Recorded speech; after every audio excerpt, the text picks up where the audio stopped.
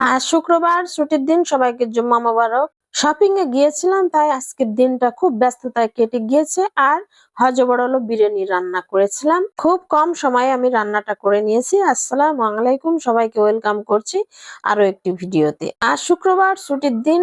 আর ছুটির দিন তো সব ধরনের কাজ পড়ে থাকে, আর এই দিনে যত ব্যস্ততা একদিনে চলে আসে। তো দুই একদিন পর পর শপিং এ যাওয়া হচ্ছে, যেহেতু গ্রামের বাড়িতে যাব। অনেক কেনাকাটা করার পরেও কিছু না কিছু বাকি থেকে যায়। এই করে ৩ বার গেলাম শপিং এ। আর এই শপিং থেকে চলে আসতে আসতে অনেক দেরি হয়ে গিয়েছিল, যার কারণে আজকের দিনটা কোন ভাবে কেটে গিয়েছে, কিভাবে কেটে গেল, এটা নিজেও বুঝতে পারলাম না।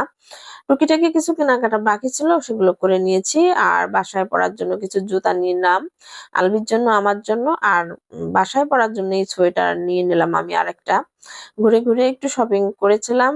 আর শুধু